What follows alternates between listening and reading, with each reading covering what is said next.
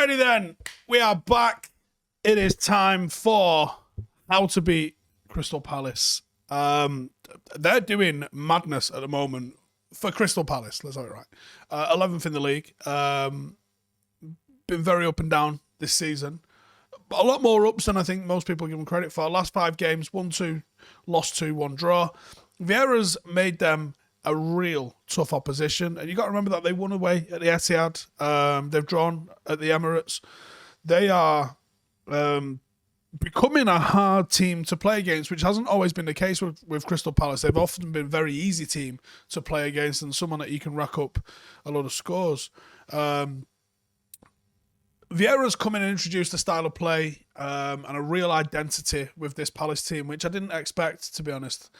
He's encouraged a real emphasis on possession. He's got clear principles of play when in attack, and he maintains a lot of semblance of defensive solidity that they had under Roy Hodgson, where they were often a little bit boring.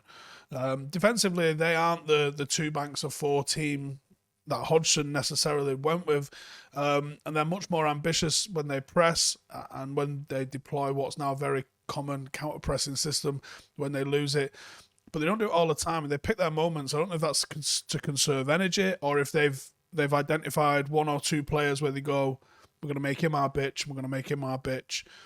And when he's the one in possession, we'll go for it because X, Y, Z, for whatever reasons they've decided upon. But yeah, they're not a press at all costs, run around the place like a load of lunatics. The formation that they've gone for really looks like a 4-1-4-1 in defence. Also, a bit more like a 4-2-3-1 in attack. Conor Gallagher, who's having a hell of a season, he kind of pushes on, looks to connect and support the front three. They've adopted a lot more of a ball-playing possession style rather than what they used to be when they were just very, very direct wing play and all that lot.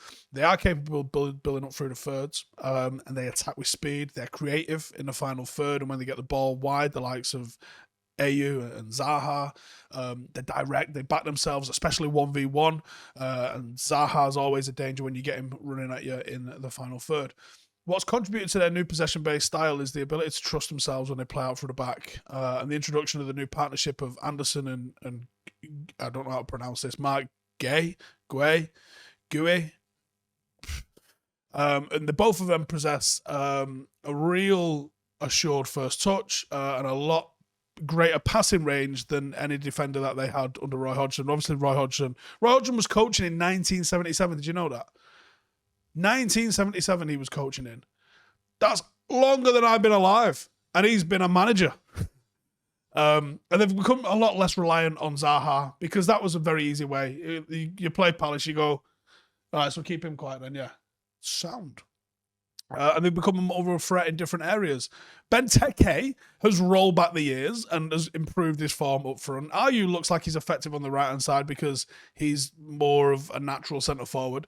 Gallagher's been one of the stars of the league this season, not just the Palace and in midfield. MacArthur looks like he's becoming a lot more progressive and confident in his passing and carrying than he was under Hodgson. And I got a couple of people out this weekend. So Ward is suspended after picking up a 5th booking away to Leeds, or in the defeat to Leeds. Tompkins actually move out to right back and cover for Ward if Anderson is fit enough to start at centre half. So I expect them to probably go Mitchell, Anderson, Gué, Tompkins, Gallagher, Milivojevic, Kouyate, Ayew, Benteke, and Zaha. And the star man, it's Conor Gallagher, man. 4 goals, 3 assists in 14 games, 7 goal involvements. He's very, very Frank Lampard-esque, possibly coming from Chelsea like that. But he's very, very Frank Lampard-esque, a late arriving midfielder with lots of goal scoring, some assists to his name. He's been their best player. Real spark for many reasons, and one of the big reasons that they've had a lot of success that they've had this season. He is box to box. He's got serious mobility. He's integral to the way they play, and he's not just great going forward either, which was very much what Lampard was about. But he seems to sort of get deep, set the tempo, and he's defensively very solid. And he's been really key to the counter pressing that they've deployed under Vieira. Really impressive player, and another one off the Chelsea production line. In terms of the stats and the data, Crystal Palace are ranked 7th in the league when it comes to possession with 51.9%. So to really highlight how much they've really improved when it comes to their possession-based style. They've also got 81% pass completion, which is a sign of how much more efficient they've become and how less reliant they've been on just pumping it forward into the box. Now, they've scored 19 goals this season, which makes them one of the highest scoring teams in the league. They've scored more than the likes of Arsenal, Everton, and Tottenham. So Vieira's doing absolute bits for these guys. Only Wolves have attempted more dribbles than Palace, which is no surprise. With Wolves Zaha in the team, it's also no surprise that Wolves are with Adama Traore. And they're 6th for the most defensive pressures in the final third as well, showing you that they're not sitting back, they're not parking the bus, they're coming out and they are pressing you. They press often and they press high.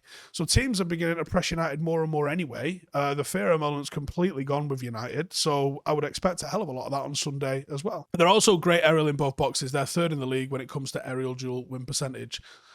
You know, they are a lot trickier than people are thinking they're going to be, but it's still a winnable game, right? And how do we beat them? Right, well, the formation I'm going for is I am sticking with the diamond, and I've got a feeling Ralf will, and that can slightly rotate on the bottom axis and go to a flat 3-2, or it can just rotate in just like that a little bit, and it can become a diamond. And I'm gonna go with the low and tellers because they impressed me against Arsenal, and I don't think Varane's going to be ready yet, so I think it'll be Lindelof and Maguire. I just think it will be. I also think that if he gets a grip of Bailly, he might like him. Because I reckon everyone likes Bailly when they first meet him, and then they realise, oh, he can't play twice a month. Sound. But I do think it could be Lindelof and Maguire that's going to line up at centre-half, which is a problem because they can get beat in behind, and he's going to want a really high line. And then the midfield 4, I think it'll be Matic. I think it'll be Matic in the 6, with Van der Beek and Fred as a pair of 8s, and Bruno being Bruno in the 10. And I did initially write Sancho down alongside Ronaldo because I didn't think either Sancho or Rashford were at it. But I think the fact that Greenwood never came off the bench, I think Greenwood might start. And I think Greenwood and Ronaldo as a pair up front, with that midfield 4 behind them creating chances, is how this United team are going to go about business. To get this Palace team beat, you got to get him behind them. And that's why I was looking at Sancho, and that's why he might be looking at Sancho, and he might even still be looking at Rashford. Greenwood can still do it. Greenwood's a bit of a hybrid. He does like to come and get the ball to feet, but he can also run the doggies in behind as well. I don't think he's as natural as, say, a Rashford is doing it. It's probably similar to what a Sancho would be with it, where he can and he does, but it's maybe not his first instinct. But you got to get him behind him. They can initiate a press, but their defensive recovery, once you get past that initial line of the press, is pretty ordinary, for want of a better word. Once they lose possession, that's when they're, and this is a universal truth, but for them especially, it seems to be, they are extremely disorganized when they lose the ball. And if you can pass the ball forward, and that's why Donny van der Beek's in there, and that is why Matic is in there. Matic has got a hell of a line-breaking pass on him. And that's why I went for him over McTominay. Even though I think McTominay's got the legs, having a 4 midfield sort of diamond, you don't really need to cover as much ground because he's going to have Fred to his left and he's going to have Van der Beek to his right. He doesn't necessarily need to get into those channels. He can operate quite centrally and in the half space and sort of dictate play from deep there. Matic on the turns, excellent. Matic under pressure, excellent. Matic's forward passing is excellent. Matic's ability to play 90 minutes 3 times a week is non-existent. That's why you got to choose the time and place. And I've got a feeling that once Ralf sees him in training, he's like, yeah, you big fella, come on, right, you're starting, number 6. So Matic's ability to take the ball as we're playing out and prevent us being just obliterated with a press is going to be very, very key for what United need to do against Crystal Palace. Matic's ability to then find, I was going to say Fred or Van der Beek. Let's be honest, Van der Beek. His ability to find Van der Beek, who then can push it to one of the players that ends up in the final third, your Bruno, your Greenwood, your Ronaldo, it's going to be extremely effective. And that's also where the fullbacks come in. You've got 2 adventurous fullbacks in Delo and Tellez. These guys are going to get forward and deliver balls into the box. If you've got Greenwood and Ronaldo with Bruno hovering just around the D, that's very offensive and that's going to create opportunities for you to score goals. You can't really go sideways. So McTominay, you need to come take a seat. And for all Fred's frailties, he is a ratter. He's a hell of a ratter, and he's a much better number 8. And if you want to have pressing and compacting midfield, Fred's going to play. He just simply is. And if it's not Fred, it's going to be Jesse Lingard. It's going to be one of those two players given that role and that task to do that in central midfielders.